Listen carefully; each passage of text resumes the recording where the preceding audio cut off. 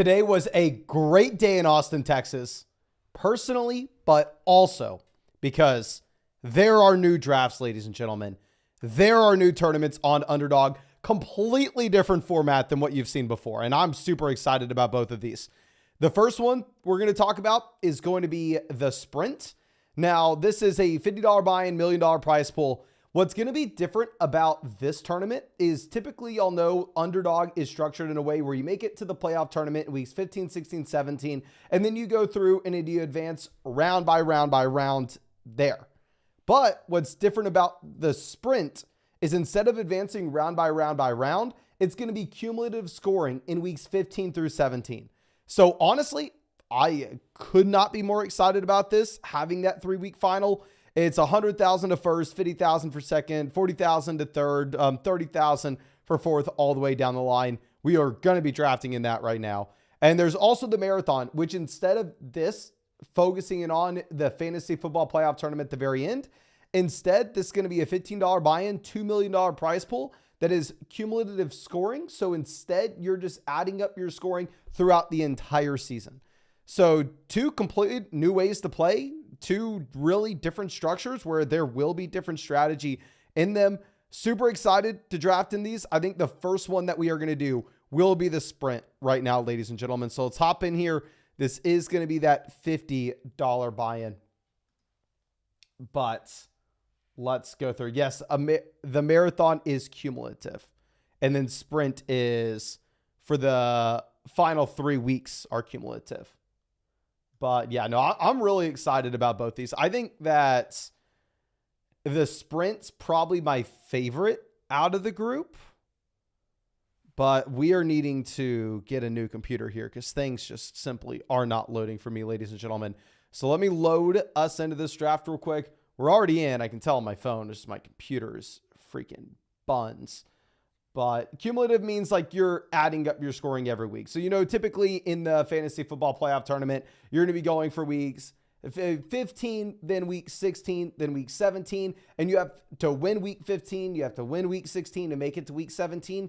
Here, you're going to be playing all 3 weeks, and it's just going to be adding up your total score of each week. So if you score 170 points in week 15, 160 points in week 16, and then 170 points in week 17, that should be, let's do some quick maths here, 500 points. But let's go ahead and let's get this going, ladies and gentlemen.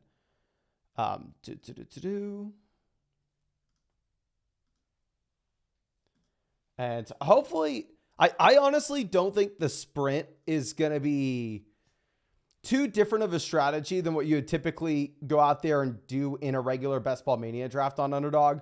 The main difference is where, a lot of people focus in on week 16, week 17 bringbacks. Here, it's going to be a little less important in the Sprint, at least in my mind, just because week 15 is going to flatten everything out as well. A-Rod says going with the marathon for them tonight, but yeah, we'll go ahead and we'll possibly get in both. So, Rom, happy to see you. And yes, I really hope we are not going to be getting pick 9 again in this one. But let's see if this will load for us. We may end up having to do this on the phone for right now. Okay, I'm so sorry, ladies and gentlemen. Just 1 second here.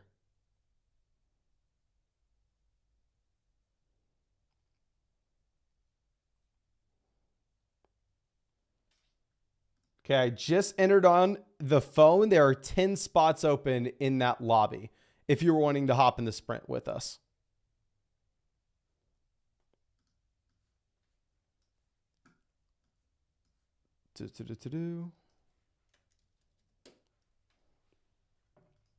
Jason says, drafting Darren Waller after the music hype video.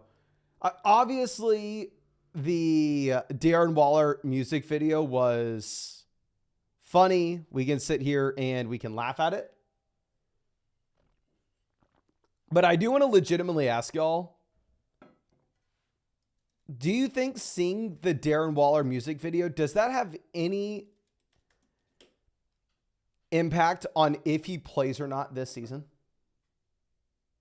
is obviously if Darren Waller does play in week 8, I mean, if he does play, getting him in round 18 is probably a pretty good setup.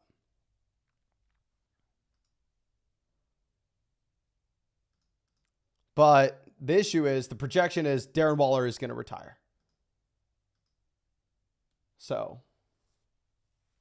Isaac says, if he plays, no. If he plays, probably. I don't know exactly know what that means. He did not do it on a boat. Mason still cannot figure out his computer. And Joey wants Kelsey Plum. Okay, this is going to be a hot take for y'all real quick. I'm sure y'all maybe saw this on Twitter. But I saw like I really don't know who Kelsey Plum is. So this is very limited information. But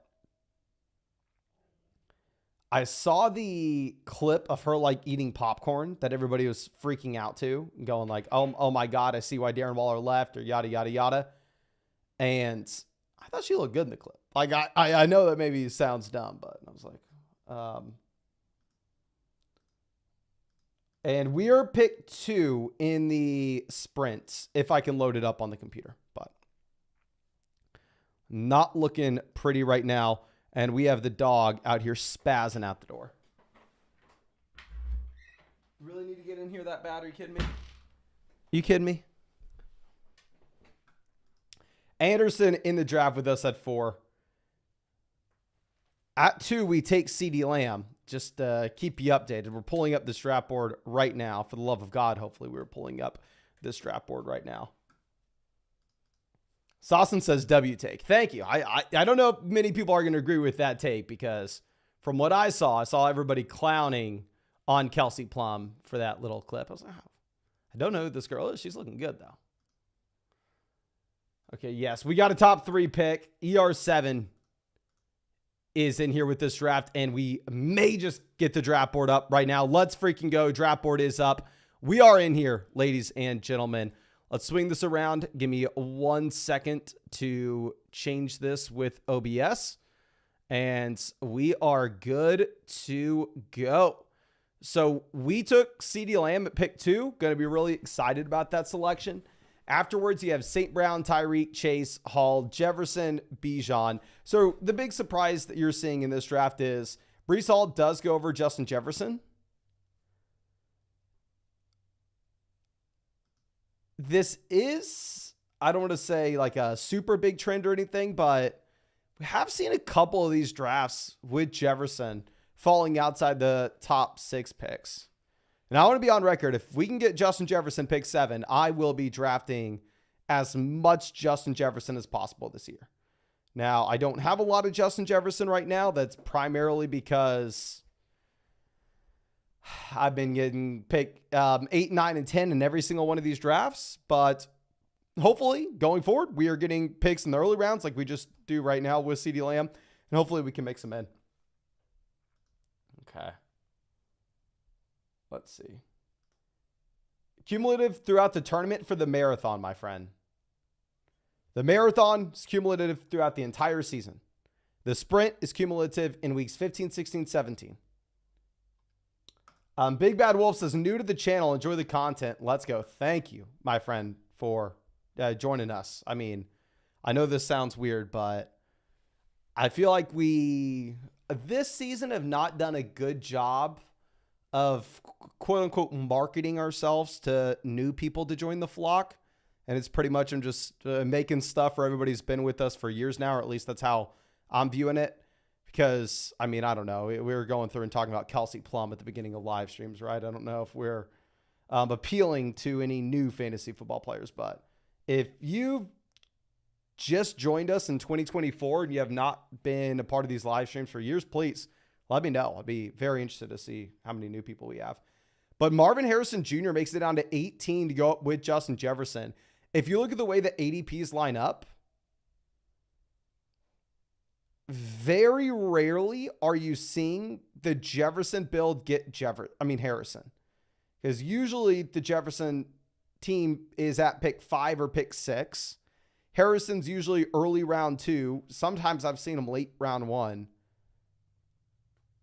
So this is a really interesting spot. We're going to take Deebo Samuel. I don't think there should be a ton of Lamb Deebo teams.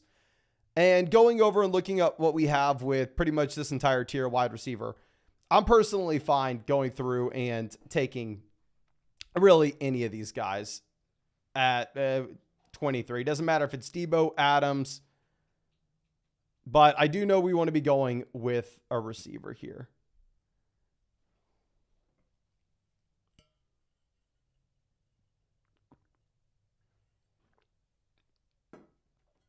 Okay.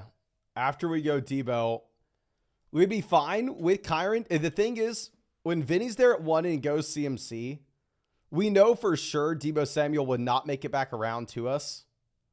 Whereas I think there's a shot we end up getting Kyron. No, Kyron does go, but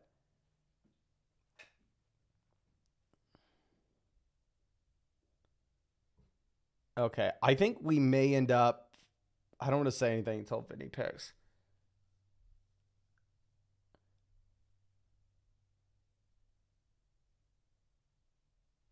Okay, Diggs goes. I was actually going to possibly pull the trigger on Diggs here. My hesitation in taking LePorta in this range, which we're probably going to do, I think LePorta can outscore the receivers, is I really like the idea of going Lamar Andrews at the 4-5 turn, if that's a possibility. And obviously taking LePorta at 26 doesn't look that good if we are trying to do that. My thought process, though, is because we are so late in round 4, I think the probability that we're going to get Lamar there is pretty slim. So if Diggs would have made it to us at 26, I'd have been happy to go Diggs. But now I think it's tough. Vinny says almost took LePorta instead. Would have been interesting. If you, I would have been fine with either Kyron or Diggs making a background to us. Like, not going to lie, those were the two main guys we were looking at. I don't want to say sniped us in a big way there. I'm kind of fine regardless. But I like those guys you took. Henry says, 12-team Happy BR double flex dynasty startup with tight end premium. CJ Love, Pacheco, Connor, Corum, London, JSN, Hopkins, Nico, Mark Andrews, Scary Terry. Plans to draft a running back next year. I mean, the team looks like it should be able to compete this season. Obviously, we're a little underweight at running back, and we're really reliant on the London breakout. But we have Nico, we have London, we have the elite quarterback and the elite tight ends. I think that there is an outside chance that that team does need to pivot to a rebuild during the season. I would not do that right now, though. And if you do have to pivot to a rebuild, the guys we're looking to sell are Pacheco, Connor, Hopkins, Nico. Not Nico, Andrews, Scary Terry. The one says Deebo LePorta's week 17 chalk. I think more Deebo. I think I've seen more LePorta CMC, to be honest. At least personally. But going over and looking at this, since this is going to be cumulative scoring weeks 15 through 17, rather than you're trying to make all the money in week 17, I think that the week 17 bringbacks are not going to matter nearly as much as what people make it out to be in Best Ball Mania.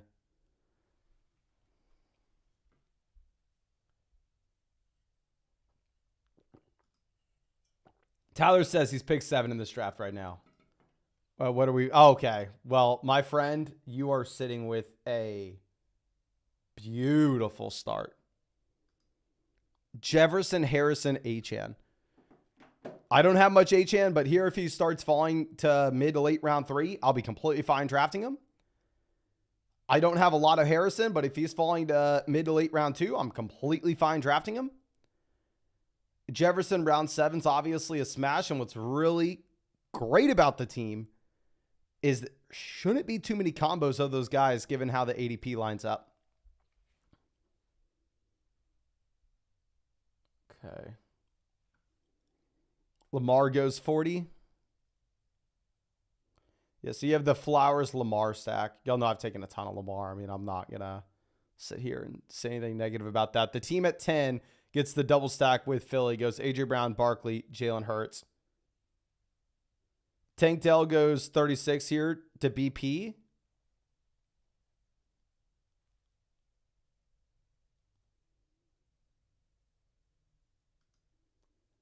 ER7 says, can't wait for the album. Do you know the date? I don't know if this is an inside thing that I don't know about, my friend. Let me know. Isaac says, HN fell to pick 38, my friend's Best Ball Mania today.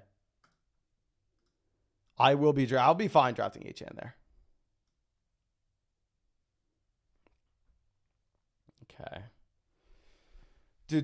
This is the only reason I'm hesitant in taking LePorta round 3, because I do think LePorta can outscore the round 3 wide receivers, but also I think Andrews can outscore the round 5 receivers as well. So I'm personally, I'm going to be drafting a lot of LePorta, a lot of Andrews, but I don't necessarily know if we want to be going bully tight ends. Bully tight end's a lot better this year if you're taking the tight end 1 in round 3 and the tight end 5 in round 5 than it is in years past. I mean, if y'all remember, in years past, there were people going Gronk, Kelsey out the gate. Will mix in George Pickens. I think he is one of the last receivers in this tier. And I don't know if we've... Actually, no, that's a lie. We drafted a lot around 5 Pickens early on, but we haven't taken Pickens in a while. But the issue is, I was hoping we were going to get Mahomes here at the turn. But Mahomes gets away from us. So we were going to go Pickens, Pacheco. I don't know if we've drafted a lot of Pacheco. I definitely want to get him in. I don't necessarily know if Pacheco's a super talented running back, but ultimately he's the locked and loaded starter, very little competition, and one of the best offenses in the league.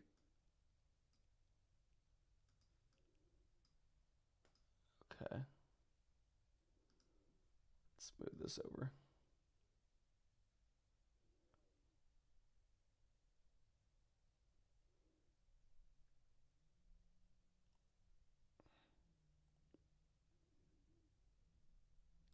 Isaac says, Pickens seems to be on the list of guys that a lot of fantasy pros hate. Any reason for that?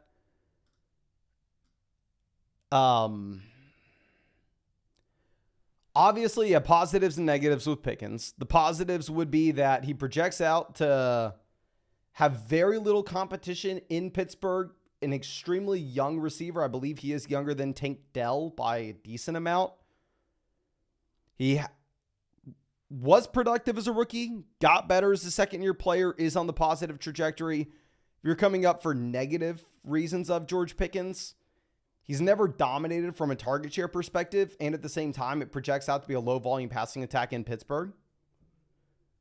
So we don't necessarily know what the touchdown upside is going to be in that offense, so I don't know. If I'm looking at Pickens, I think he is appropriately valued if he's being drafted next to Amari, Hollywood, and Kirk. Like, I would rather have Pickens over Amari, Hollywood, and Kirk, and I would rather have T. Higgins over Pickens. So, personally, I feel like I'm lukewarm on Pickens here at 47. I think we can see the positives and the negatives with it.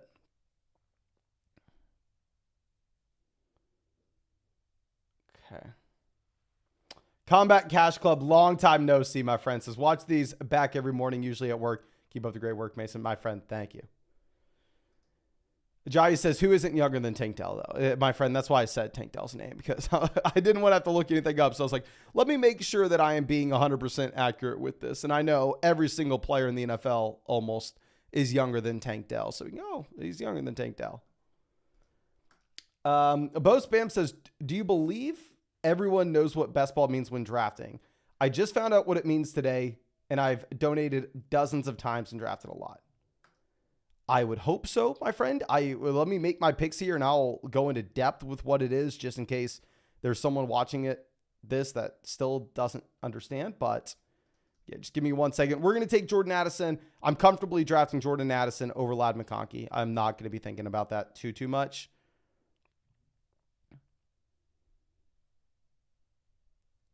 I don't necessarily know if Burrow or Kyler are in play for us. Y'all know I'll mix in a lot of round 7 Kyler when I feel like the teardrops already happened before our selection. Here, I don't necessarily know if we're going to see the teardrop by the time we're on the clock at 74.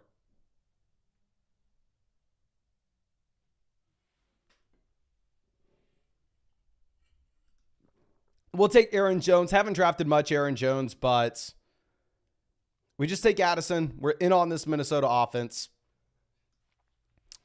It's a decent price point. I think it's a lot better drafting him here at the beginning of round 7 than mid-round 6 is where he previously was going. But anyway, let me run through this. This is Underdog Fantasy. These are best ball drafts. So there's no time commitment during the year. Your starting lineup is automatically going to be submitted for you at the end of every single week with your highest potential lineup. So you draft Hollywood Brown and you didn't know if he was going to be good in week 5, but he blows up and he has a 90-yard receiving touchdown, he'll automatically slide into your starting lineup. There also aren't going to be waiver wire moves. That's why we're going to go 18 rounds deep. That's why you're drafting horrendous names at the end of drafts, guys like Tank Bigsby, just to make sure you have enough players. And yeah, I mean, just go through any tournament that you read the rules of it and how the breakdown with the prizes are. We try to illustrate that whenever we enter in a tournament at the very top. But of course, if you want to draft with us, I'm drafting every single night on the live stream. I'm drafting every single day for years now. It's my favorite place to play. I won $150,000 on Underdog 2 years ago. And yeah, you can find the link in the description, comment section, live chat. It's everywhere. Code FLOCK will get you hooked up with a 50% deposit bonus up to $250. Plus, you'll be getting our 2024 fantasy football rankings. Plus, you'll be getting a special Luka Doncic pick'em, something like more than less than half a total point. It's the player that you'd be getting with that pick'em with would just be dependent on the day that you sign up. But hopefully that was a good little explanation of what's going on here. And hopefully it was a good little promo rolled in.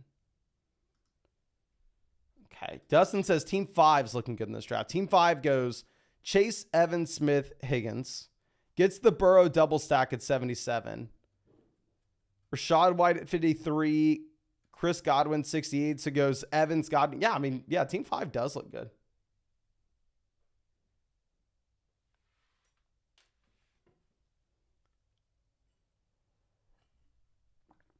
Nate says, why are people not higher on Walker? I feel like he can easily be a top 10 back. So I'm drafting a lot of Kenneth Walker. I mean, my round 6 guys are Jordan Addison and Kenneth Walker. But if we're going to see like where it could go wrong with Kenneth Walker and why, I mean, hell, I've lost money on round 6 picks very often. If y'all remember, it wasn't exactly round 6, but round 7, I was taking Dallas Goedert all last year.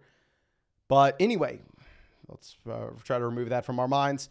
Where it would go wrong with Kenneth Walker and why I could see people saying, yeah, I don't really have any interest in taking him here, is Seattle may end up being a bad offense.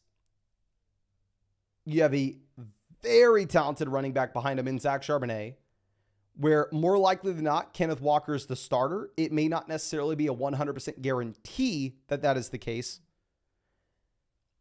Charbonnet is going to have the receiving role regardless.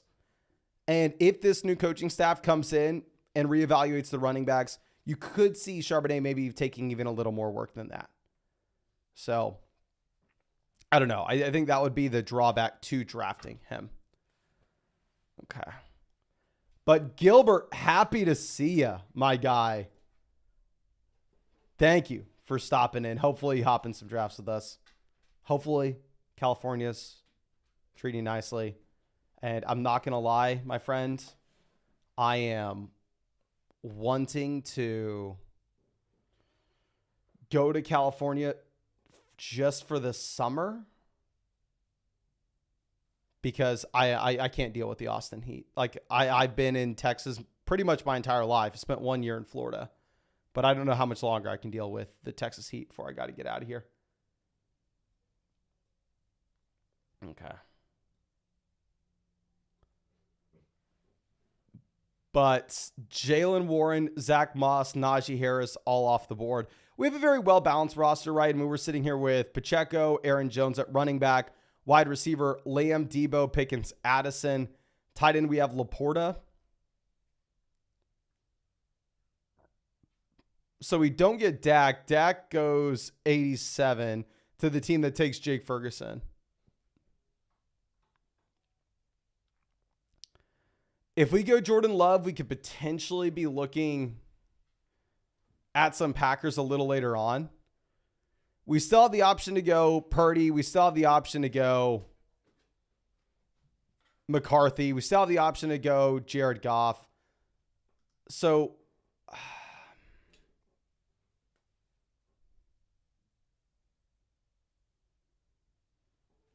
I don't know. We'll let it auto us Jordan Love. And then obviously at this point, we are going to have to look for as many Packers as we can. I'm a little dangerous queuing these guys up, but we need to make sure we remember taking them if possible.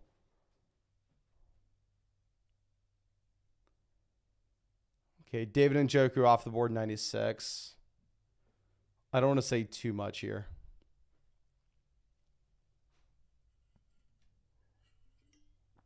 Lockett goes. It's very funny to see Vinny do that because my thought process was if I were to take a receiver here, I'm not taking Curtis Samuel. I would go Lockett. But we're going to go ahead. We'll take James Conner at running back. And we're going to hope that we get some of these Green Bay receivers to us a little later on. Okay. Yeah. I mean, we're going to have to go through, look for Wicks. We're going to have to look for a tight end later on. That's like, no matter what Vinny did, I probably wouldn't have taken David Njoku at 98 once we go Jordan Love.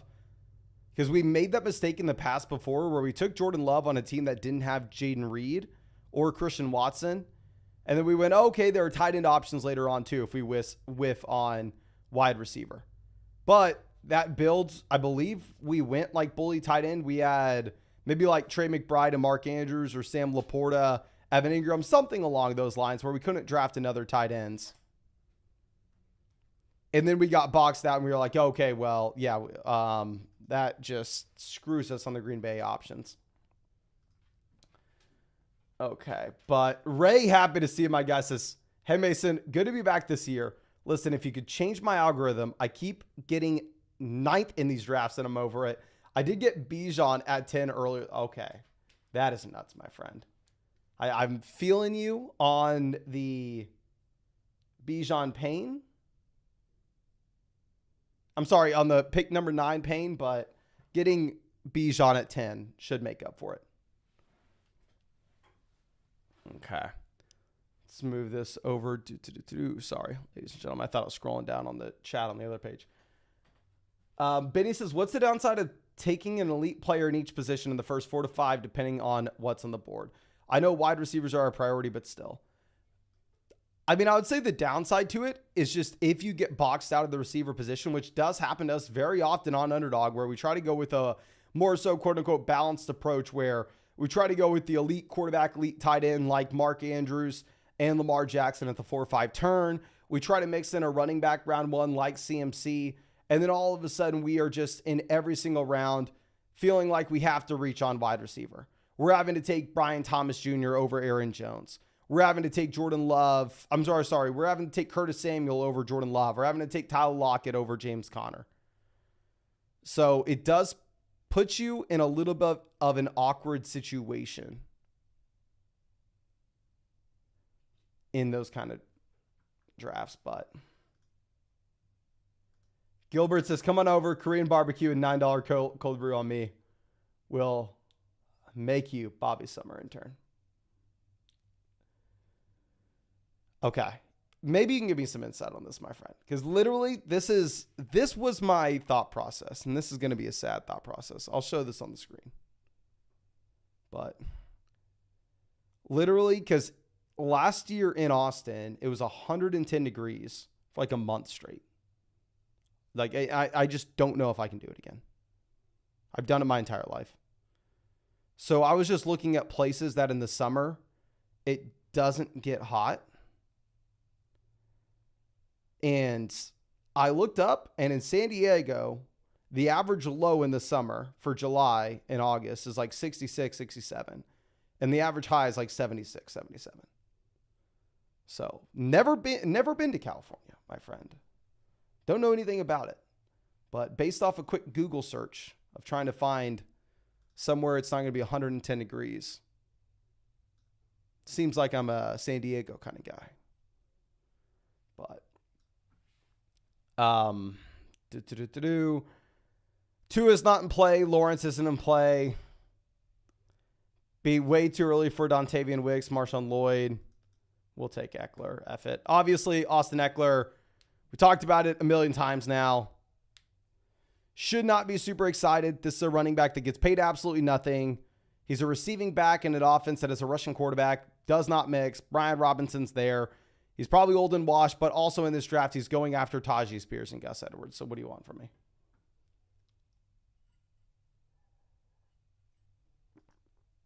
Okay. So Schultz goes 121. I don't want to be going running back here because if we go RB, then we're going to be boxed out of the running back position through the rest of the draft.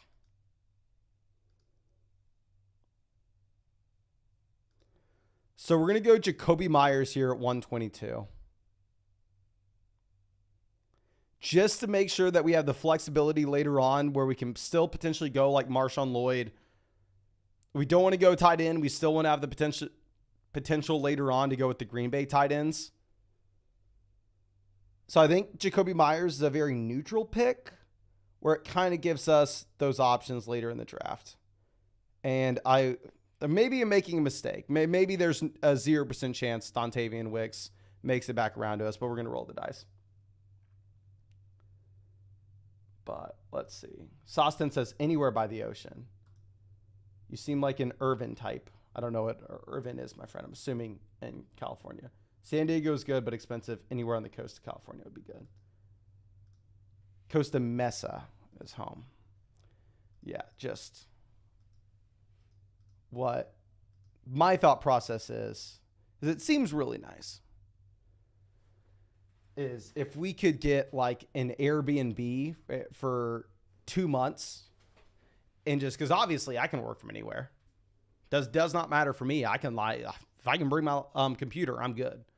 Getting like an Airbnb and just leaving Austin every year for July and August and coming back for the fall and spring and maybe even leaving for the winter too because I love Austin, but I do not like it being 110 degrees outside. And what I like more about Florida is the winters it didn't get that cold because here in Austin, we'll still get cold in the winter, which I hate the cold too. As I get old, I feel like I'm complaining more about the weather, and it's impacting my day more. It's also because I think I spend more time outside. Vike says, how would you change your strategy if you were doing a full PPR best ball draft? Wouldn't be changing things too much. If it was a full PPR, one, you'd assume that wide receivers are going to be hitting your flex spot a little more often. 2, you'd assume that even in your wide receiver slots in comparison to running back, receiver will make up a slightly higher percentage of your starting lineup output from week to week perspective. And 3, if it was only a 4-point passing touchdown format and it was a full PPR format, quarterback scoring would be diluted just a bit because going from half PPR to full PPR, every other position in your starting lineup is going to be getting an additional bump in points per game where quarterback should remain the same. So obviously not that big of a difference, but a difference. Gilbert says, Mason, you'll be back in Texas with the blue hair and new pronouns. You'll love it. Not too different than Austin, my friend. Not too different. But if we go, I'll definitely hit you up. And also, my editor's in San Diego too. So I love to spend more time with him. But David says, best movie you've watched recently, Mason. I will flex on y'all. Let me flex on y'all real quick. Because y'all know really the only time I watch movies / TV is on the bike.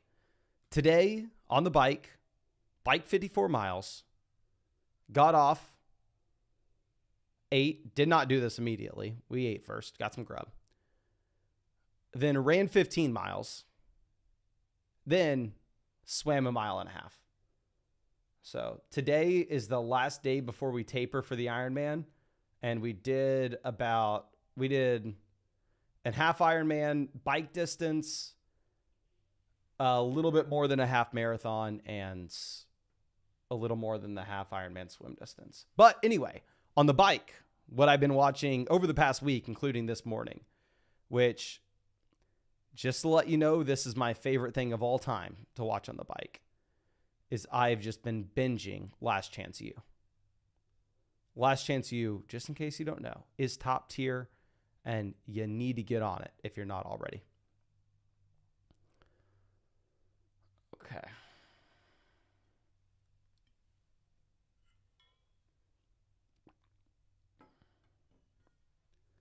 So Quentin Johnson goes, Rico Dowdle goes.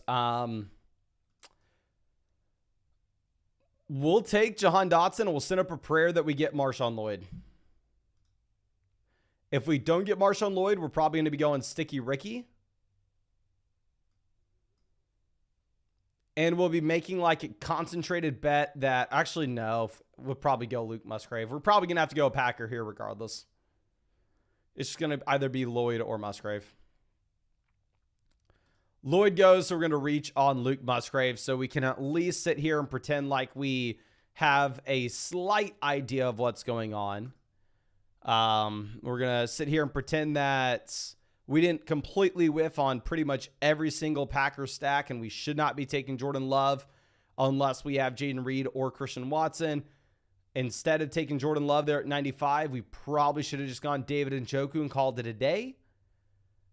But yeah, we'll go Luke Musgrave 146 just because based off how this draft's going, it looks like there's no shot y'all are giving him to us.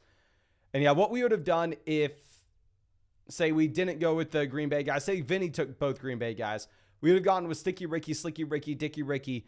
We would have gone with him at 146, paired him up with Deebo, and essentially made this team one concentrated bet saying, what if Ayuk actually gets traded? So... Okay. Jeep guys never heard of Last Chance U. Okay. If you have not watched Last Chance U, turn off this live stream right now, fire up Netflix, and turn it on. Last Chance U is a football documentary. It's not that much about football. It's more about like the people, and I think it just goes to show like a completely different world that I've never experienced, and I think it's like very interesting to see. It's like very heartwarming. It's like pulls on your heartstrings a ton, but it follows JUCO football programs around, and it follows the kids that are in them, the coaches that are in them, and it's their like last chance. Like it's a lot of kids that had the talent, went to a D1 program, got bounced because their grades were bad. Or what it really is, it's like a lot of kids that came from like very bad family situations, just had no structure growing up, didn't know really what they should do. And then they're talented at football, so they go to like community college, they go to JUCO, and they play football. And if they can get it together with some guidance, then they get to go to a 4-year school. But yeah, I highly recommend Last Chance U. It is personally, I've seen the first 2 seasons when they follow East Mississippi. I've seen that God knows how many times.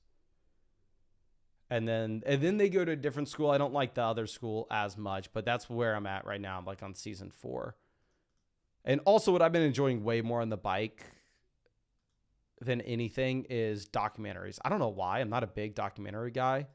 Like on the bike, I've been having a very hard time watching anything that's not a documentary. Okay. Jeep guy says he's on. I think you're going to really like it, my friend.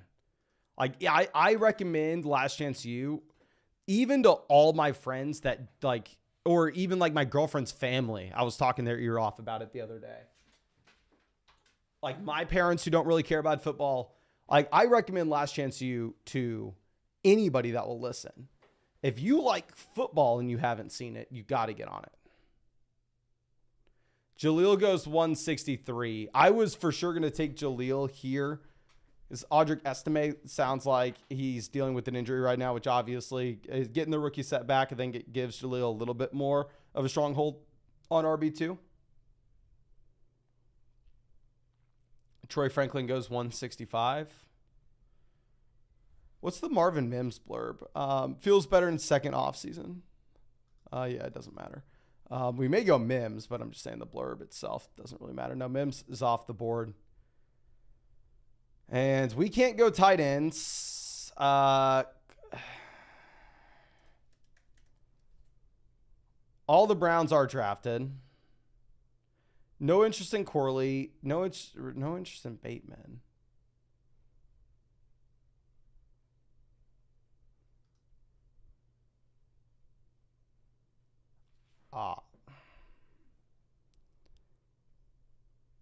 We probably dropped the ball there with you, but not going to lie to you. That is what I call a panic pick. Panic. And it's not something I'd recommend. It's not something we should be doing, but it's been a trend and y'all have seen it. What we've been doing lately is when we panic, keep pounding, we're going Carolina. Which, like I said, I do not recommend it, but for whatever reason, we've been doing it. Luke McCaffrey off the board.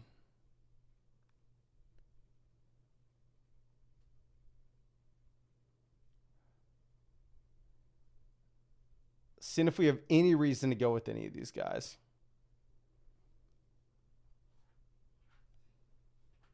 Actually, we're going to go Wandale.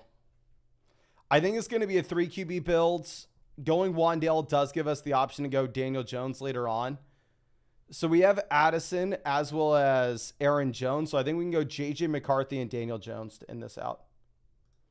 TRD says, I'm not seeing the new contest on Underdog. I'll show you where they are, my friends. Right after we finish this, I'm sure we'll be hopping in another draft. Y'all have not done so already. Go down there, hit that like button. If we hit 300 likes on this stream, we'll fire up another draft after this, which I'm assuming we will, but I have no idea how many likes we are at. Okay. Raphael says, Mason, do you have a P.O. box so I can send you a Carolina Panther plush? I do have a P.O. box, actually. I'll put up the P.O. box. I don't remember the address. I haven't checked it in over a year. So if anything's ever been sent there, the only thing I've ever used it for is sending out like flock hats and stuff for giveaways. But to be honest with you, I don't think I've ever checked it. The only thing I did was buy a P.O. box that way, because I think we gave away like 300 hats / shirts last year in giveaways, if not more than that. So I can just have an address we can put on the return label. And if any of them got returned, they're just sitting at the post office. HBK says, how much water is optimal when doing an Ironman? So I've been doing like a lot of research on this, obviously, because now it's like starting to become important that I figure it out. A lot of like the pro triathletes, apparently you sweat so much doing the Ironman and you lose so much sodium and you just need a ton of carbs. Like when I'm on the bike, I'm supposed to be averaging like 90 grams of carbs an hour. So just in case if you've ever like ran and taken like a running gel, typically they're like 20 to 25 grams of carbs in there. So this race is going to take me like 12 hours. And that's if I do it well. If I do poorly, it's going to take me 15. I'm supposed to have like 100 grams of carbs an hour. And we're going to be losing a ton of salt, sweating. So throughout the entire race, I'm actually not going to drink a sip of water. It's all just going to be like electrolytes. It's all going to be sports drinks like Gatorade. And then the main thing is that's way more important than tracking water is just tracking the carbs that you're getting in. Because if you're not taking that many carbs, you're done. Dwabi says, keep JT in 2 or James Cook in 5. Depends on how many keepers there are going to be. Because if it's a league where everybody only keeps one guy, then in round 2, there are going to be some pretty damn good options, right? It's like a 5-player or more keeper league where if like you're keeping 6 guys per roster, their round 2 is going to be so diluted. It doesn't really matter. It's not that big of a difference between round 2 and round 5. So I'd say if there's only like one player keeper, maybe James Cook. But if there's anything more than that, typically I'm just keeping the best player. Vike says, why are you doing the Ironman? I've been wondering this for a while. To be honest with you, my friend, I can give you a crappy answer right now, but we're so close to it. I think the better answer that you could find is if you just look up Mason Dodd on YouTube. I have a separate channel. And there, I think we made a video last year whenever I decided that we were going to do it. And I talked in depth about why I wanted to. So I would honestly pull that up, my friend. Just look up Mason Dodd on YouTube. DODD. And I'm sure that the Flock Fantasy channel will be the first thing that pops up. But the other stuff should as well. Okay, so let's see. This is a team that obviously can go quarterback. They go Geno, which is good for us. This team is Burrow, Baker. This team is Kyler too. So this team's definitely not going QB. The Mahomes team, not too worried about them going McCarthy. They have no Vikings. Henry says this ADP is separate from Best Ball Mania. Yeah, this ADP is separate. I'm assuming the Marathon ADP is going to be separate. But, I mean, it's not new at all for Underdog to separate ADP based off contest. I mean, we've seen that in the past with – we're going to go McCarthy, pair him up with Jordan Addison and Aaron Jones. We see that in the past with guys like I'm sorry, not with guys. Like with tournaments like the Superflex tournaments or weekly winners. Because it is a different structure, right? The Best Ball Mania and Puppy ADPs should kind of be in line because you're pretty much using the same strategy for both the Puppy Draft and Best Ball Mania. But here it is a little bit of a different story. To be honest with you, we could probably get Daniel Jones in round 18, but I know we need 3 QBs. I'm just going to go ahead. I'm just going to take Daniel Jones. Pair up Daniel Jones with Wandale. Pair up McCarthy with Addison and Aaron Jones. So if you're looking at every little piece of correlation here that we could have, that we can kind of stretch it out, make it seem, obviously you have some instances of bringbacks like Deebo and LePorta in week 17. Not a big deal. We can move on from that. We have the double stack in Minnesota with Addison, Jones, as well as McCarthy. We have Jordan Love and Luke Musgrave. We have, this doesn't really matter, but to point it out, actually, no, we did not take him. Never mind. But we have Ekeler, Jahan Dotson, as if there's any relevance to that. And then we have Wan'Dale Robinson, Daniel Jones. But 275 likes. So, ladies and gentlemen, if you have not done so already, just go down there, hit the like button.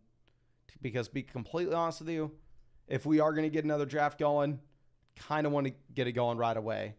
So we're not. I'm not too interested in seeing round 18. I'll let you know who we take. We're going to take a receiver, but I'd rather not stick around and just watch it. So just hit the like button so we can move on. And the next draft we'll get in will be the Marathon. Okay, what's the Darius Slayton blurb? Because obviously Slayton's in play here. Gets incentives out of the contract. Ooh, this is interesting. Slayton showed up to OTAs this week after the Giants added $650,000 of incentives to his contract. The 27-year-old is entering the second year of a 2-year, $12 million deal. And while he may have been hoping for an extension or additional guaranteed money, it seems he'll settle for the boosted incentives. So Darius Slayton definitely in play for us on a Daniel Jones team like this. And then another receiver that we've been mixing in around 18 pretty often. Okay. Let's move this over. Okay. People claiming we hit 300. Y'all could be lying to me.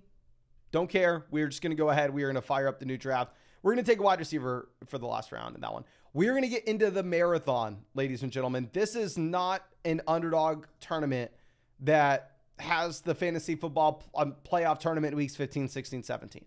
This is just going to be cumulative scoring weeks 1 through 17. It's going to be an overall leaderboard where essentially just every week you add your score to the total. So this will have a little bit of a different strategy to keep it short and sweet. Here, my initial thoughts of this. Building, pick 3. Thank God. Here we are, ladies and gentlemen. Done with picks 8, 9, and 10. Getting some good picks. We're in love. But anyway, my initial thought with this, I'm not going to sit here and pretend that I'm a genius. I'm not going to sit here and pretend like I've already solved this format. Of course, that's not the case. But my initial thought right now is this is a format you can get away with not taking the extra wide receiver, and you can get away with potentially going with that extra quarterback or that extra tight end instead, or that extra running back. So here you're not really going to see me ever drafting 9 receivers. You're not going to see a ton of 8 wide receiver builds. You're primarily going to see me drafting 6, 7 receivers in the cumulative scoring contest over the entire season, because we don't have to worry about just chasing the biggest spike week we can possibly find in the last round. But we, in that other draft, took a receiver. I'm not going to let y'all know who it was, though.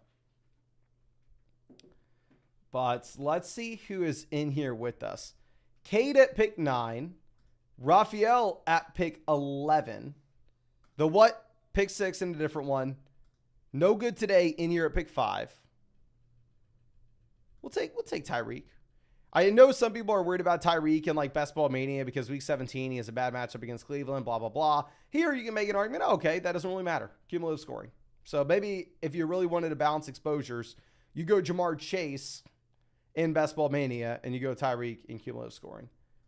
But Rolex has draft all the non-injuries. Yeah, if you can figure out what players aren't going to get injured, that is a big deal. Oh, yeah, and another thing that we need to be mentioning here. I don't know why we just focused in on talking about construction. But also from a player takes perspective, y'all have seen me mixing in guys like Nick Chubb. In the last draft, you saw me mixing in someone like J.J. McCarthy. These players that are going to miss the beginning of the year, but still give you that very high ceiling in weeks 15, 16, 17. Instead, here in this tournament with cumulative scoring, points in week 1 matter just as much as points in week 17, which in Best Ball Mania, that is not the case. In Best Ball Mania, you would sacrifice every point in week 1 to add on a point in week 17 or half a point or 0.1 points in week 17. A point in week 15, 16, 17 is worth exponentially more than a point in weeks 1, 2, and 3 in Best Ball Mania. So there, I'm okay mixing in TJ Hawkinson, mixing in Nick Chubb, mixing in McCarthy, these guys that are probably going to be bums at the beginning of the year, but could have a high ceiling later on. Will be a different story here. Probably don't want to be drafting Rashee Rice. I don't want to be drafting or any of those injured guys. But yeah, thank you for reminding me that, my friend. Okay. Yeah, and Sawston, on that same note, time to hate on some rookies. There's also, you see guys like Harrison, Neighbors pushed up these draft boards because maybe their production at the beginning of the season is not great, but their production at the end of the year can be. It's a little bit of a different story here.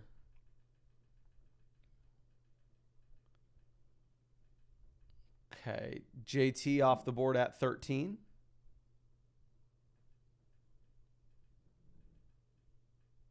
Kyron goes 14. Raphael mixing. I actually don't mind this at all. Because if Kyron is exclusively drafted at the 2-3 turn now, and Gibbs is exclusively drafted at the 1-2 turn, it can potentially be a spot where you are getting a unique build compared to the rest of the field. And Kyron, I don't know. I don't know. Still has upside, right? Has downside, but this is like a $15 buy in what, 200,000 for first or something like that.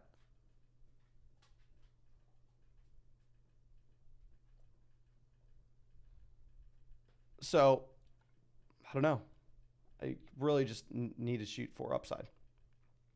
Scout says, any favorite strategy for the weekly winners draft? Not going to lie to you, my friend.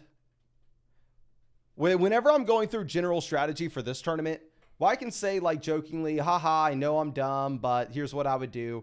I kind of know what to do. I kind of have a good idea of what to do in this tournament. When it comes to the weekly winners, when I say I have no idea what to do, I genuinely mean I have no idea what to do. So, yeah, I'm not going to sit here and try to pretend like I know anything with weekly winners. And we said that last year as well. And I even did like 10 weekly winners drafts last year. And I knew we were lost. I knew we didn't know what was going on. And our results showed that we were lost and did not know what was going on, my friend. We got crushed. Okay, we're going to go with Davante Adams. We're going to continue to take boring old receivers that hopefully can produce through the entire season.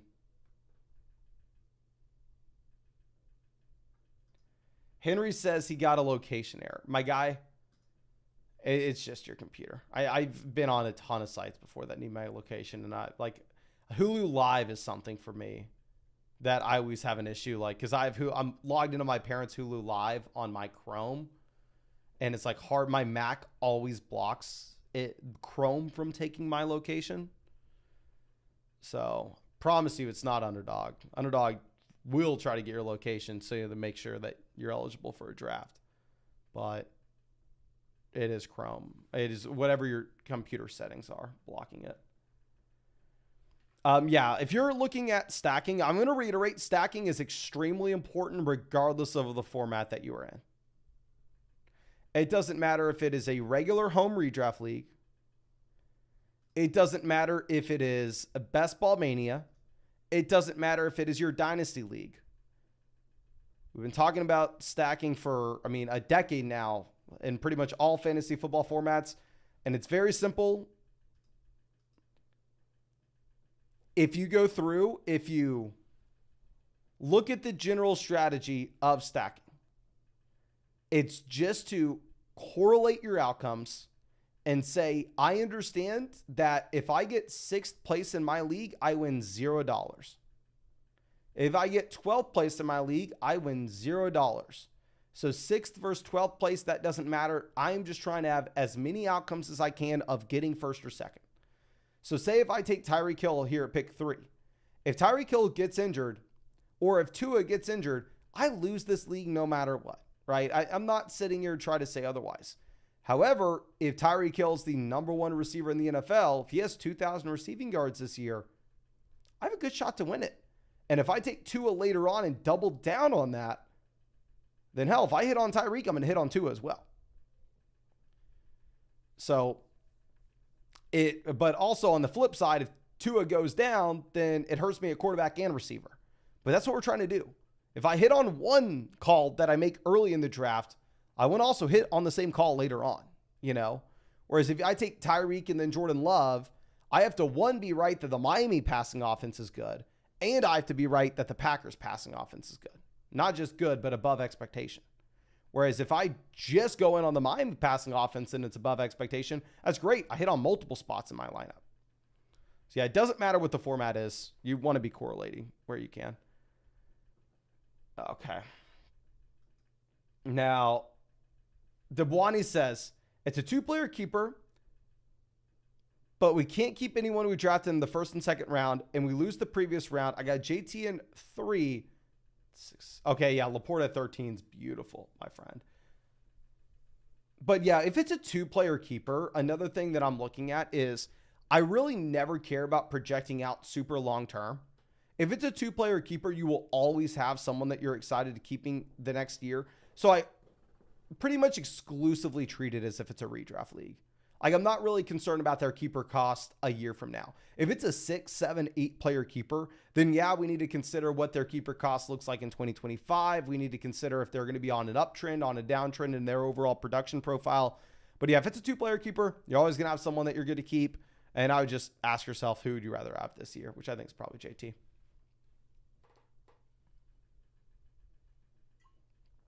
Henry says, I won the NFC Cutline Championship, 1,700 teams, but I had Lamar and no other Ravens. And I had no stacks, much smaller contest, but just saying I didn't have any at all. Yeah, if you're looking at Lamar, that's one of the very rare instances. And we say this because I draft a lot of unstacked Lamar teams as well. But if you're drafting those quarterbacks that have rushing upside, Lamar can get there without any of his receivers getting there, right? Lamar can go out and Lamar can have 800 rushing yards and 10 rushing touchdowns in a season, and he himself can be a league winner, even if the passing volume's there, and even if Zay Flowers isn't a league winner.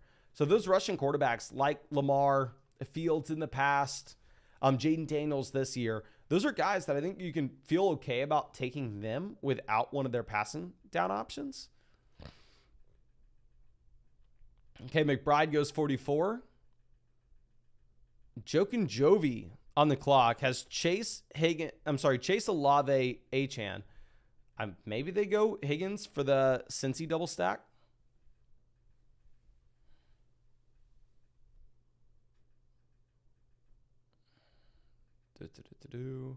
Taking it down to the very last second. I want Jacob, so we'll see what they do. They go Amari, which is very interesting. We're going to go ahead. We will take Josh Jacobs, pick 46. Haven't drafted a lot of Jacobs this year. He opened up tournaments going early round 3. Now he's sliding down to the 4-5 turn. And while I didn't really draft him early round 3, I will draft a lot of Josh Jacobs in this range. Especially if we go 3 receivers out the gate like Tyreek, Adams, and DJ Moore. Higgins goes 47. Oh, T-Bond in this draft with us. We got BP in this draft with us. We have a ton of flock drafters. Vinny's all the way over there at 12.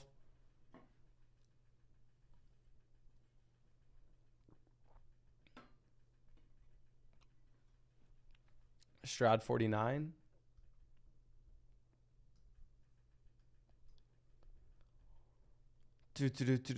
I'm a little more likely to go with the 3 tight end build here and a little more likely to go with the 3 QB builds.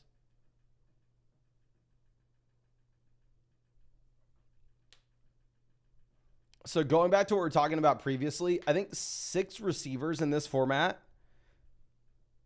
is a fine way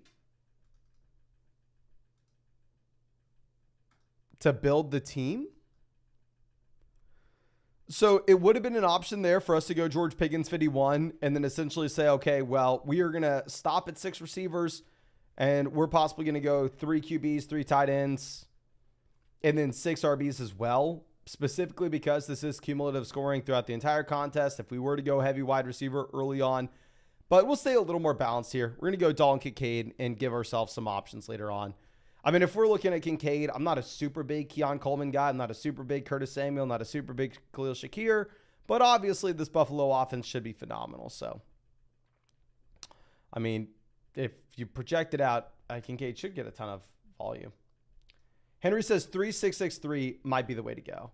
I think specifically for the cumulative scoring throughout the entire season, I don't want to say it's quote-unquote the way to go, but I think the way you say it, it may be the way to go. I mean, it could be something you're looking at. Pickens falls all the way down to 55.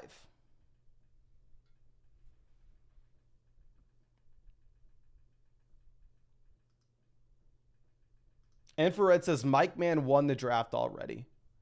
Mike Mann goes St. Brown, Waddle, Henry, McBride, Richardson. Be honest with you, my guy. Not going to say it's a bad team, but it doesn't look like a super special team to me. If we're going to try to be objective about this and pick out the best team here.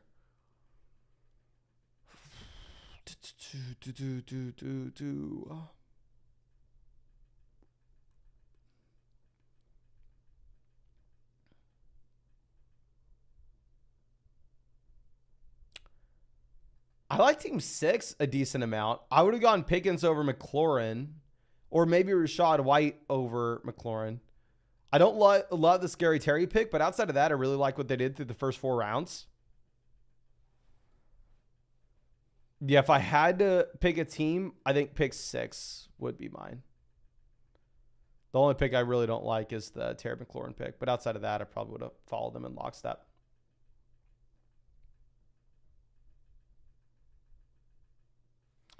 Farouk says, quick question. If the second round sucks, why not just take a player from the 3rd round in the 2nd round? I mean, it's a very good question, right? If we are sitting here saying round 2 and round 3 are all about the same, if you really wanted to go through and take, say, like Sam LePorta there at 19 and then at pick 30, go DK Metcalf, you can.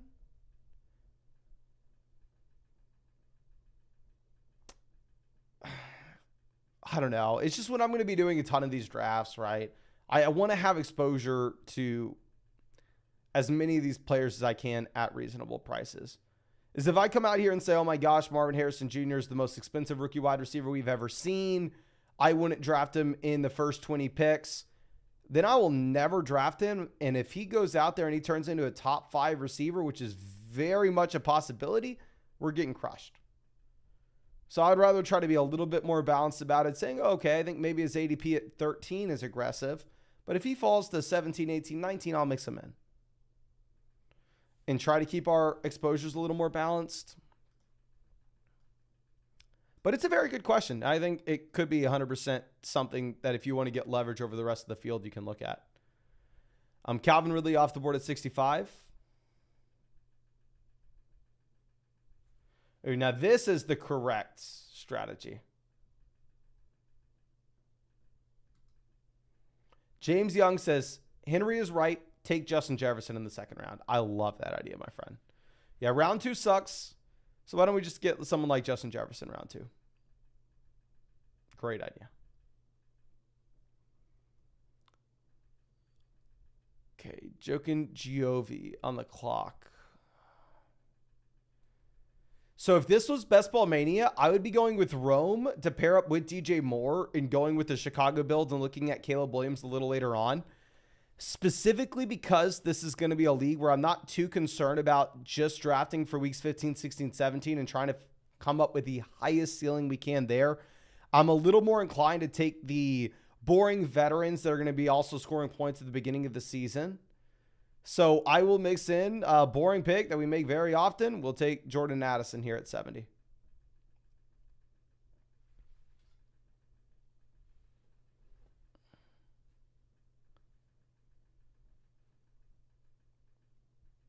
JSN, a BP going JSN here at 72. Definitely a different pick going JSN and Hopkins back to back here. Yeah, that is not going to be a player combo that's paired up with CMC very often. Dak Prescott goes, so at this point when he's fallen this far, I do think that makes sense for us to just get the correlation in there with Chicago. So we'll take Rome round 7. I do want to reiterate the rookies should probably be falling in this draft with this being cumulative scoring throughout the entire season. But we're getting a top 10 receiver, at least obviously a receiver drafted inside the top 10 picks of the NFL draft. That does correlate with our roster elsewhere at a very decent value here where I'm sure he's going is like in the wide receiver 40-ish range at this point.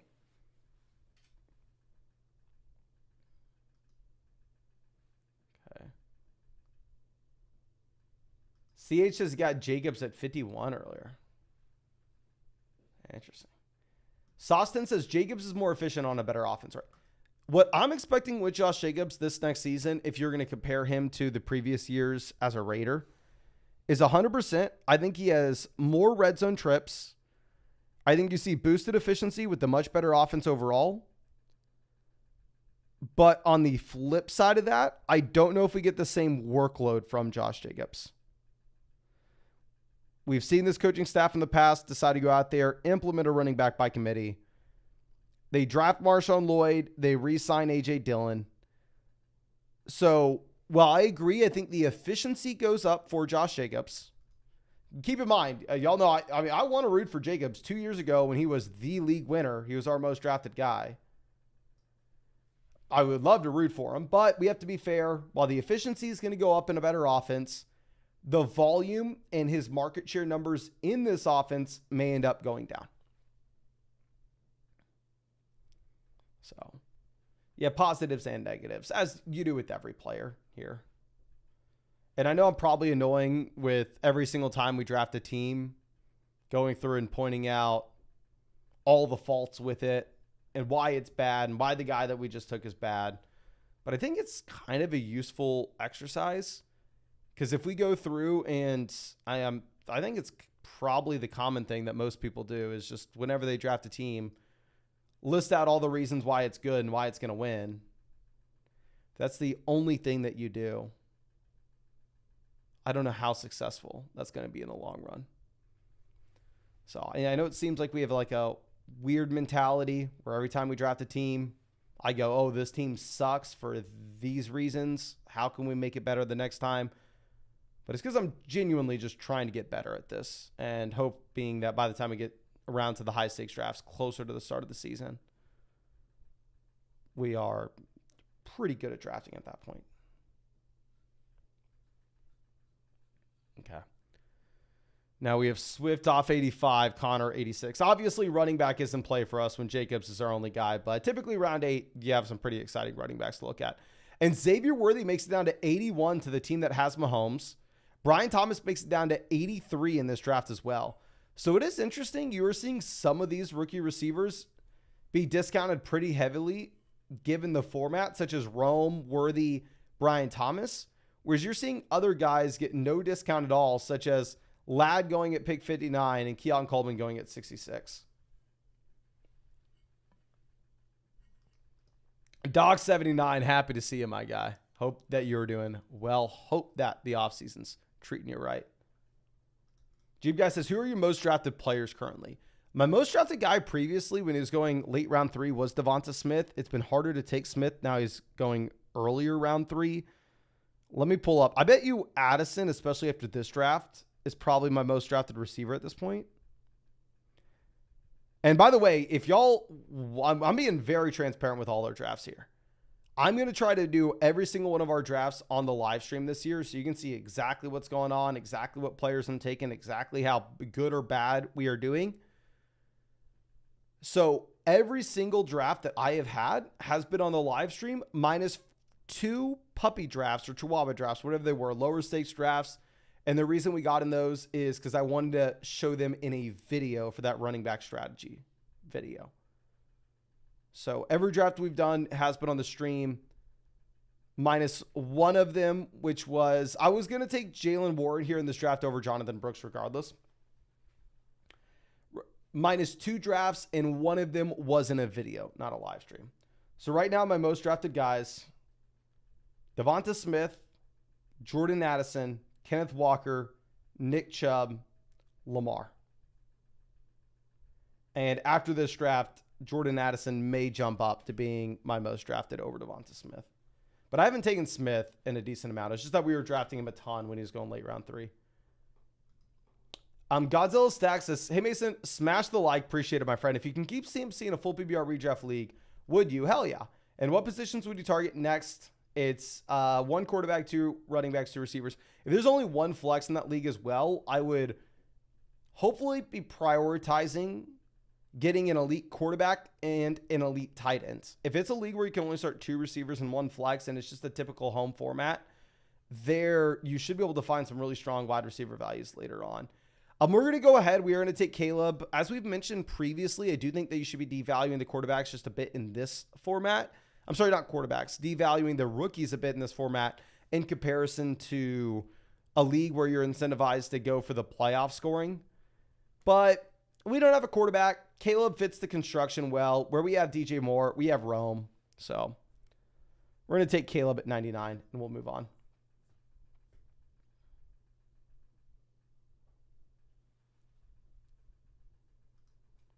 Sostin says, I heard you get an award if you stream all 150 of your Best Ball Mania drafts. Well, we have streamed far more than 150 drafts every offseason. Trying to think about it. Last year we streamed for 250 days in a row. About 100 of those days were just underdog drafts. The average stream, we probably averaged about 2.5 underdog drafts, maybe 2.2. So yeah, we probably last year streamed like 220-ish drafts. And this year, if we stick to only drafting on the live stream, I'd imagine we stream all 150 Best Ball Manias. Okay. Now, Purdy off the board, 104. Doctor says, what do you think about all the uproar with people sniping stacks in these drafts?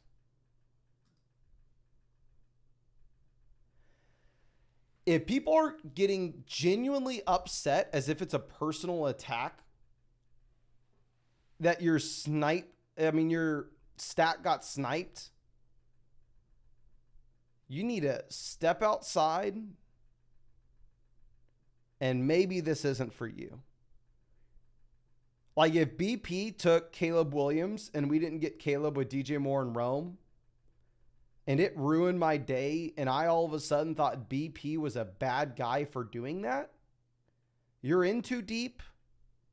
You're not a well-functioning adult in society and you have other issues and you probably should not be in these drafts, to be honest.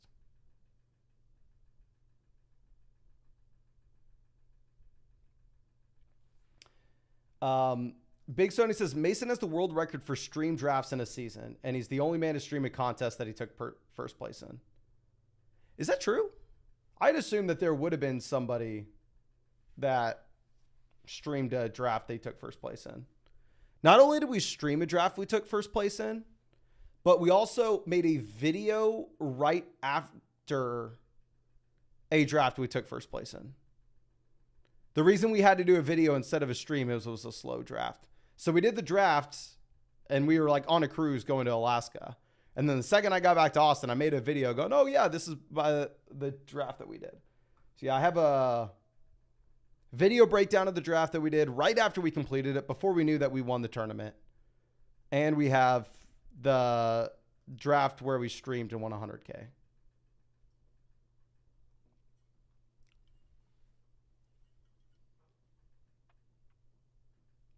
Yeah, snipes are part of the game. I mean, obviously it's frustrating, but it's not a personal attack on anybody. Now, I will say, if anybody, and I'm not trying to make this about me, but if we're all going to be objective about this and be fair, if anybody gets sniped with a personal attack the most often, it is yours truly on a live stream and people trying to make us upset for entertainment purposes. So coming from the guy that I would say people purposely snipe on live streams the most, I don't take it personally. Sometimes I'll say, okay, that doesn't make sense. They wasted their picks. It is what it is. I mean, we had someone 2 years ago, I can't remember their name, but literally enter in high stakes drafts with us, like $250 drafts consistently, just to snipe us on our stacks. And they would reach 2 to 3 rounds on the quarterback that we wanted. Like $250 drafts. And I was sitting there going, okay, if you got the money to or light on fire like that, you do you. Clearly, you're crushing it. We're going to take Brian Robinson, 118. Super simple. We need another running back. This will be a 6 RB build, considering this is cumulative scoring through the entire season.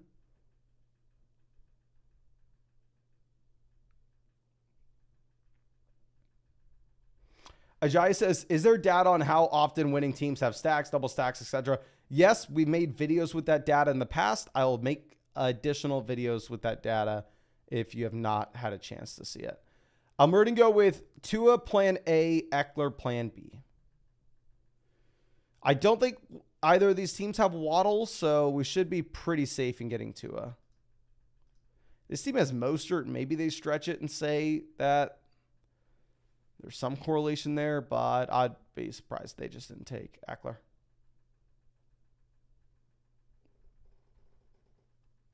But I mean, we have Tyreek here, so I think it does make sense to go Tua. The interesting thing is, if this was a Best Ball Mania draft, obviously we are done at drafting 2 quarterbacks with Tua and Caleb. I know a third quarterback is in play here with cumulative scoring. I don't know what's optimal. I don't know if it's optimal to only take 2 or get a third. If we were to get a third, it would be someone in around like 16, 17, 18.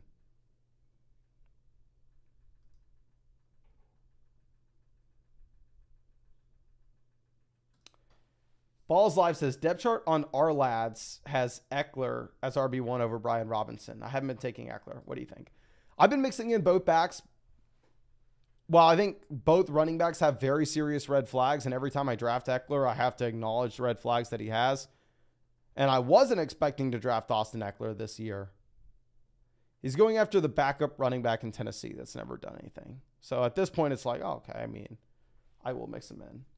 But let me look up, what is our lads?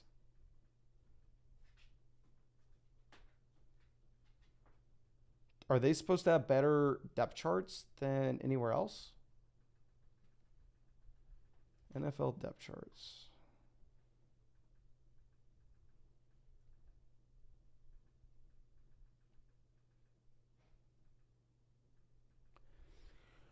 Okay. Ajay says, to be honest, Tajee looked good last year. I know a lot of people, I mean, people were so excited about Tajee Spears from a dynasty perspective. at the very beginning of the offseason. I don't know. He's a running back with very little pedigree. That the coaching staff kind of tells us what they think of him when they go out there and they give Pollard that kind of money.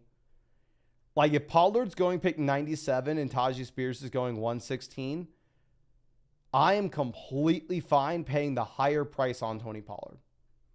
Like if I'm looking at these two price tags, Tony Pollard versus Tyjae Spears, I'm not going to be trying to get the discount on Spears 20 picks later. I would rather just take Pollard. Okay, people saying Lads is good for depth charts. I'd imagine the IDP depth charts are very important, my friend.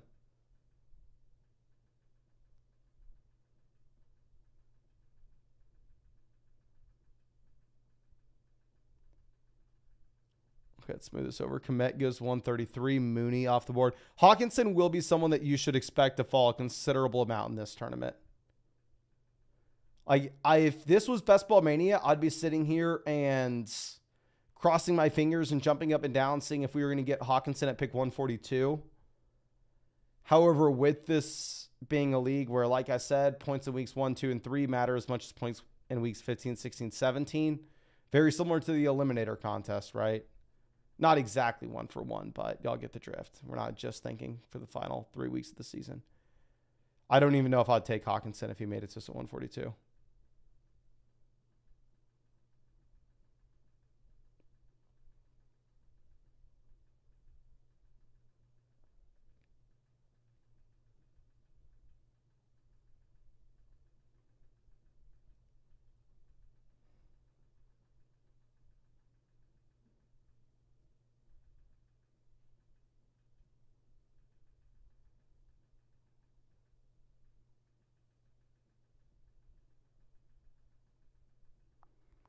Okay, Gabe Davis off the board, 137. Charbonnet goes. I'd have been very excited by getting Charbonnet at 142. Now, this is the draft that we needed to see in the live stream last night. Last night when we took Dak at pick 100 with no Lamb.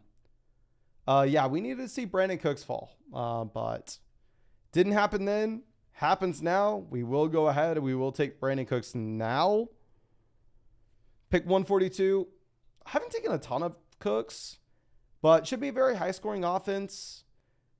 I mean, he's younger than all the other 2014 receivers. He's younger than Evans, Adams, et cetera, et cetera. Now, we have seen a lot of the 2014 guys already get washed out of the league, right? Like A-Rob, Watkins, Odell. Or I don't say Odell's washed out, but still, I mean, should be the wide receiver too, and a very good offense with some spike week potential. And Hawkinson goes 143. And I do want to reiterate, if this was Best Ball Mania, I would have taken Hawkinson, and I would have been so excited about it. It's just tougher here. Okay.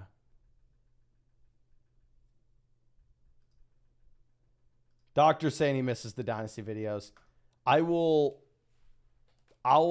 try to get better about it, my friend. To be completely honest with you, I've just... I really like the schedule of it feels like my year's kind of split up into thirds. January through April, it's like I get to focus Dynasty, which I love. And every time January comes around, I'm freaking pumped to start talking Dynasty. Then it's like May through August gets to be primarily like best ball. Then once August comes around, like September comes around, then like September through December, it's more so redraft focused. So like my year, I never sat down and planned this out. It just kind of happened. We're going to go Ty Chandler here. Pair him up with Addison as if that matters. And more so get a running back that has handcuff appeal and also a role from week to week perspective. But my year kind of is broken down into thirds.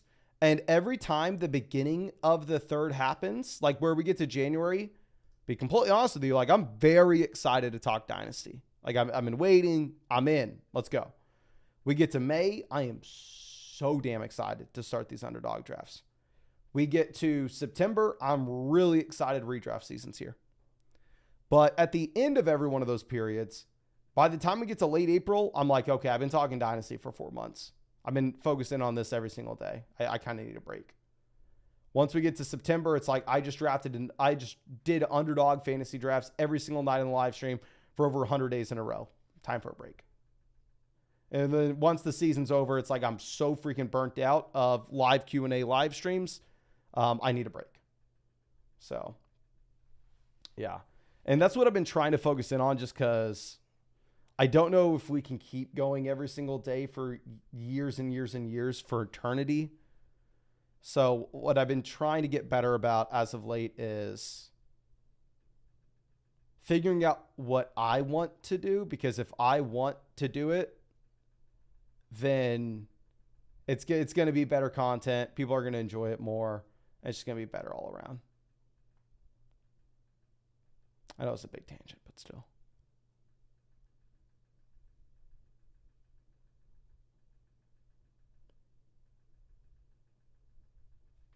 Okay. So let's move this down.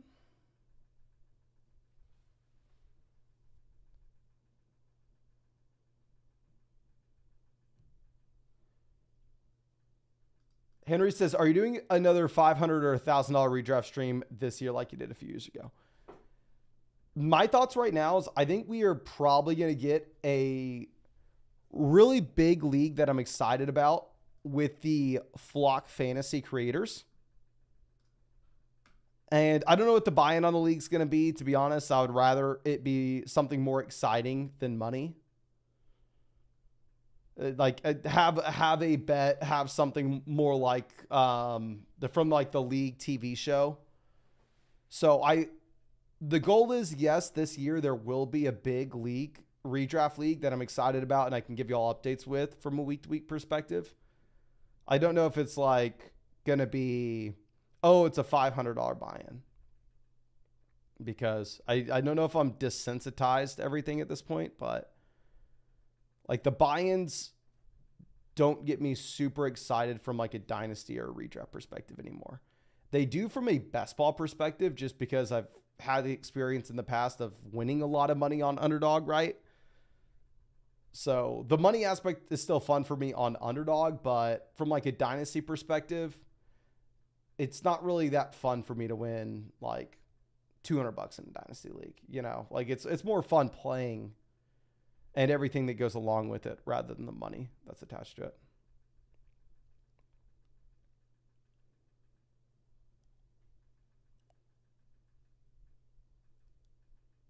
Jokin Giovi on the clock. And I'm sure we will have a buy-in and stuff, but that's just not, like, I would rather the league be really fun and competitive and engaging for other reasons than just the buy-in, if that makes sense.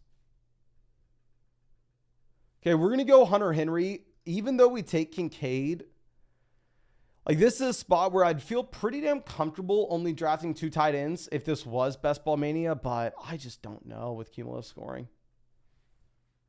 Like, this is a funny situation to be in across the board. I wanted Jaleel to make it to us on the way back around. Kind of sucks that it doesn't happen. But if this was Best Ball Mania, it would be very clear. We only want 5 running backs on this team. We only want 2 quarterbacks on this team. But with this being cumulative scoring, it's like, I think we could go with the 3rd quarterback. I think we could go with the 6th running back. I think we could go with the 3rd tight ends. And I don't think it's nearly as clear in a league like this. But BP decides to go Baker Otten here at the turn. Juwan Johnson goes. So seeing both tight ends go makes people good about the Hunter Henry selection. I think we will take rate upside if Cook were to go down. You possibly have a role from a week-to-week perspective. You are seeing the rookies fall across the board as they presumably should, but I don't know. Am I going to sit here and what other running back would we have taken? I'm going to sit here that we're going to ignore the Chargers guy. He's a rookie. We're going to ignore the Bucs guy. He's a rookie. We're going to ignore the Giants guy. Next veteran RB on the board was Khalil Herbert.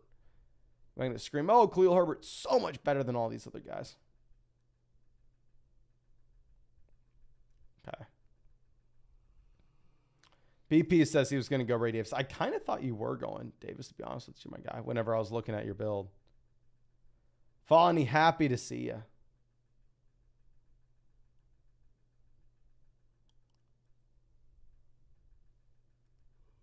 Okay, let's move this over. Gino goes 165. 175. I just...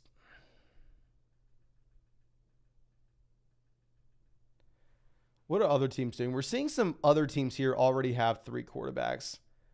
Vinny has 3 quarterbacks. He took Lamar, Daniels, and went Rodgers 156, which is very interesting. I mean, I would have for sure stopped at Daniels there. But just trying to get a sense of what the other teams are doing and if a 3 quarterback build is going to be a little more advantageous. Like I said at the beginning, if we did decide to go with the 3rd quarterback, it would be here in the final 3 rounds.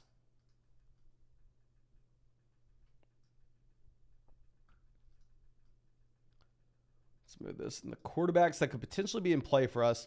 I don't know if I'm taking McCarthy in a format like this when he's not playing the entire year. Same thing with Justin Fields. I think we'd be looking at like Bryce Young, Daniel Jones. Maybe Gardner Minshew to take with Adams.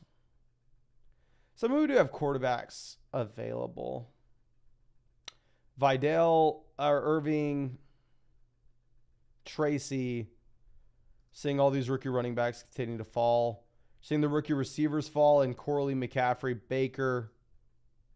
You have likely John and Kraft tight ends.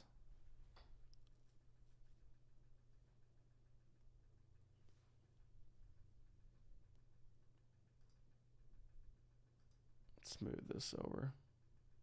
And just in case you were coming in late, this is the marathon on Underdog, ladies and gentlemen. This is a new tournament on Underdog.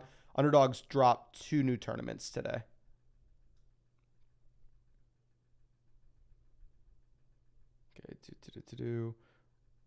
Doc says Roshan would fit your build. Yeah, I mean, Roshan goes 180 right after you say that, my friend. All good. I mean, I would have been excited about Roshan for sure.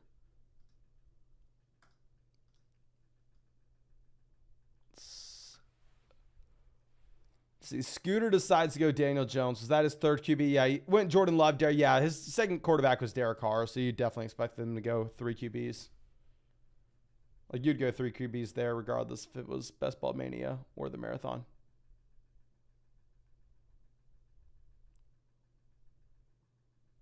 Okay. Joshua says, hey, I'm joking. How's it looking? All right, let's see. You decided to go 3 QBs as well. Burrow, Watson, Levis. The only pick, and I noticed this earlier when you made it, that you made that I personally would not have, is I thought the Jonathan Brooks pick in this league maybe was a little reckless. I'm taking a lot of Jonathan Brooks in Best Ball Mania, and I'd love to get him there at 93. I think he has a ton of upside for the second half of the season, where he should be hopefully fully healthy. I've taken him a lot. And obviously, we're going to expect rookies to increase their workload as the year goes on. But here, I think in this kind of format, I would rather just take someone boring like Jalen Warren, Mostert, or Pollard that's going to potentially give you some of those points at the beginning of the season as well. So, yeah, maybe the only pick I wasn't a big fan of was the Jonathan Brooks pick, given the format that this is. I just don't know what to do.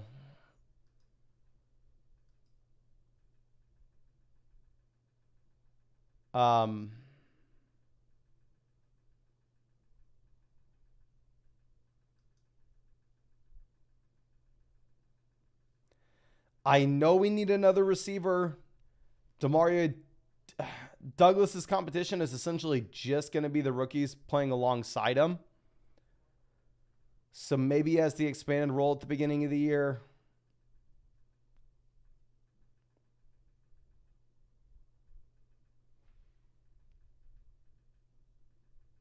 We'll go ahead and we'll take Douglas, but I have no idea what the right thing to do was. We also take Hunter Henry, so maybe we go out there and make that one concentrated call saying that the New England passing offense is going to be better than people expect. BP, I was expecting you to possibly mix in Irving there.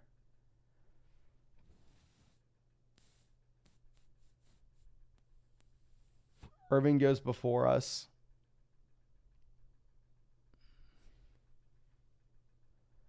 I think the tight ends are gross, so we're going to take the third quarterback here. We're going to go May. Probably botch this. Definitely going forward, we don't want to be drafting 2 rookie quarterbacks in the marathon. I'd be completely fine with that in Best Ball Mania. I'd be happy about it. But I just think that this is going to be a little bit too different of the typical tournament. But I think that's going to be it for this stream. Thank you so much for hanging out with us, ladies and gentlemen. I mean, this was a phenomenal Friday. Really enjoyed it. Really liked talking with y'all. And as always, if you have not done so already, hit that like, subscribe if you play fantasy football. And yeah, if you wanted to hop in a draft with us, we're doing this every single night. It's Underdog Fantasy. Find the link in the description, comment section, live chat. Code FLOCK will get you hooked up with a 50% deposit bonus up to $250, plus our 2024 rankings, plus a special pick'em, something like Luka Doncic, more than less than half total points. And Underdog is available in damn near every state. You can see the map right there. And the link should be in the comment section and description. But thank you again, ladies and gentlemen. Really do appreciate you. Really hope you have a great weekend. And yeah, I'll be live tomorrow just in case you want to come out and hang out on Saturday night.